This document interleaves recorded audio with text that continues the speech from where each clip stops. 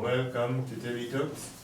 In this video, we are going to look at still motion of connected particles, and this time we are going to consider 3 blocks. So we are going to consider 3 blocks connected as shown below. These blocks are in a way that we have a block on the table, and then we have frictionless pulleys.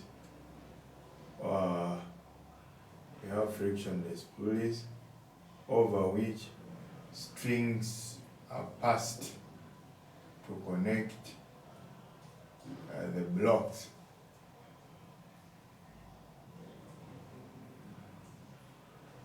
The strings are passed. Now, if this is block of mass 1, this is block of mass 2, and this is M3. Now, from here, what we should know or what we should appreciate is that we are having 2 different values of tension. This is T1, this is T2, T2. That is what happens. Now, for a body that is here, of course, its weight W acts downwards, and an equal reaction is given by the table. Now,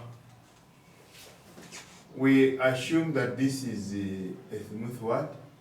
A smooth table with no friction. Now, what do we say?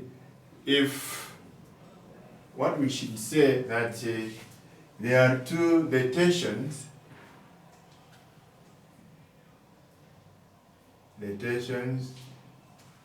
in the 2 strings are different. The tension here is not the same as that. And if, let's say, the motion is to the right, it means our acceleration is that.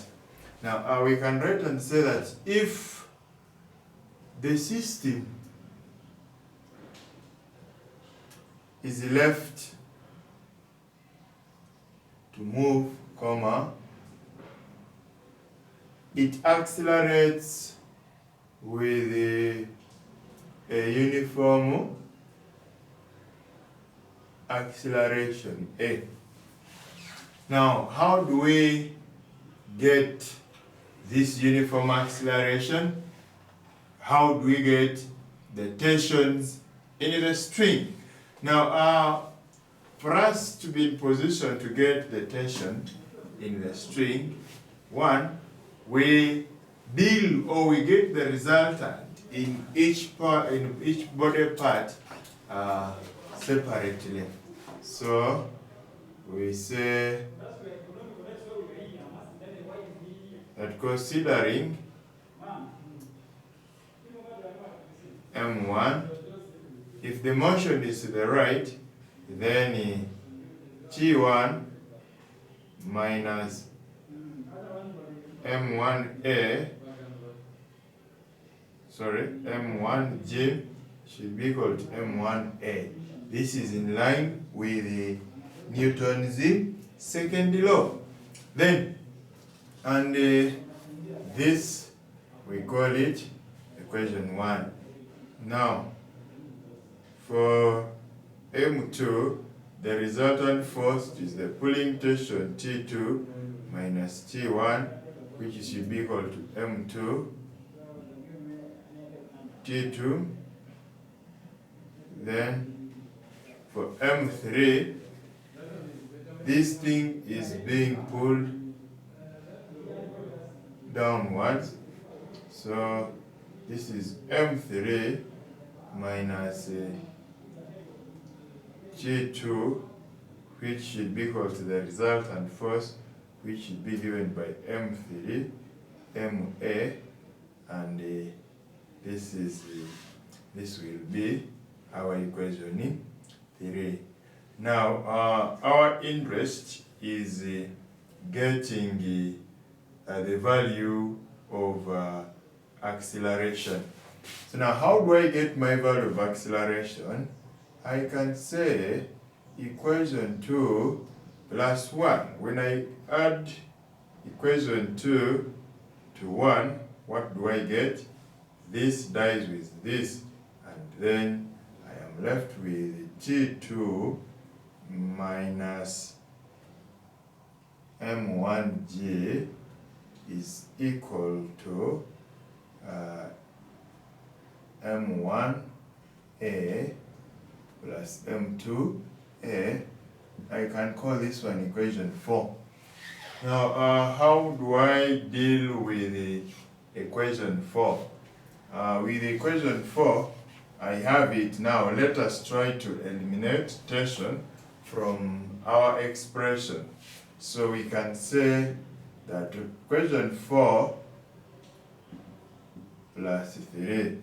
When we add equation 4 to 3, this dies with that, and we have M3G minus, this is minus M1G, which is equal to M3A plus M1A plus M2A. But we realize that A is common, so this side we have M3 minus M1 into G, which is equal to A into M3, M2, M1. Therefore, the value of A is M3, M1 out of M3 plus M2 plus M1, and the whole of this is G, and the units are meters per second squared. So if we need the tension in any case for us to be in position to get the tension in any case, like this is T1, if this is T1, what do we get?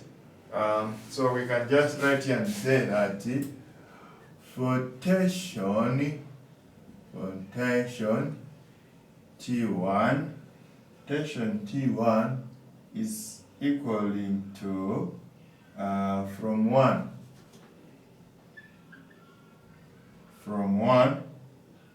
we see that T1 minus M1 J should be equal to M1A.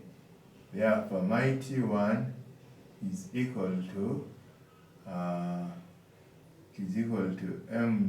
MJ plus MA. But what is A? This tells me that my tension is MG plus M into M3 minus M1 out of M3 plus M2 plus M1 G, and this would be the expression for T1. Then T2 is just a mere substitution. You substitute there and you proceed with the equation